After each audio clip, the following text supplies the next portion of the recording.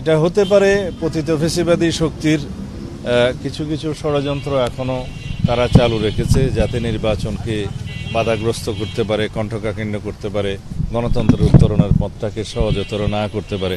কিন্তু তাদের সেই প্রচেষ্টা কখনো সফল হবে না।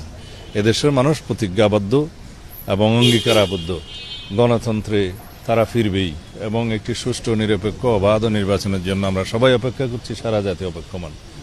ইনশাআল্লাহ সবার ঐক্যবদ্ধ প্রচেষ্টায় এবং সকল রাজনৈতিক দলগুলোর আন্তরিকতায় আমরা সেই নির্বাচনে বৈতরণী খুব সহজভাবে পার করতে পারবো।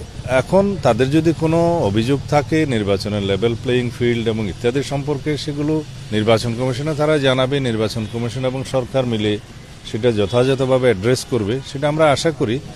আমি মনে করি এখন সকল রাজনৈতিক দল এক জায়গায় উপনীত হয়েছে, তারা একটি সুষ্ঠু নিরপেক্ষ নির্বাচনের জন্য সবাই আন্তরিক।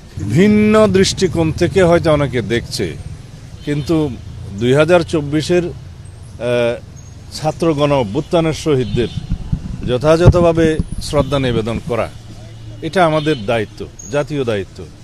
আমাদের নেতা বিএনপির ভারপ্রাপ্ত চেয়ারম্যান অনেক আগেই সেটা করতে চেয়েছিলেন, কিন্তু বিভিন্ন কারণে আমাদের এখনো সেই যাত্রাটা সম্ভব হয়ে ওঠেনি। এই শহীদদের প্রতি বিনম্র শ্রদ্ধা নিবেদন করা এবং তাদের কবরে জিয়ারত করা, এটা জাতির প্রত্যাশা। গণ অভ্যুত্থানের শহীদদের আমরা ধারণ করি এবং আমাদের সেই চেতনাকে ঊর্ধ্বে তুলে ধরতে হবে। তার জন্যেই তার যাওয়া।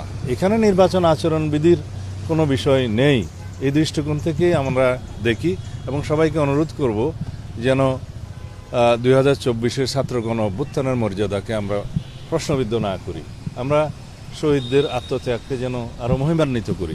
জাতীয় পর্যায়ের আমাদের দেশের সবচাইতে মেজর পলিটিক্যাল পার্টি হিসেবে, তার চূড়ান্ত শীর্ষ নেতৃত্ব হিসেবে জনাব তারেক রহমান যদি শহীদদের, গণ অভ্যুত্থানের শহীদদের কবর জিয়ারত করেন এবং সেখানে পুষ্পমাল্য অর্পণ করেন, শ্রদ্ধা নিবেদন করেন, সেটা এই অভ্যুত্থানকে ধারণ করা হবে, জাতির প্রত্যাশাকে ধারণ করা হবে এবং এটাই জনপ্রত্যাশা, জাতির প্রত্যাশা। এই দৃষ্টিকোণ থেকে যেন আমরা দেখি।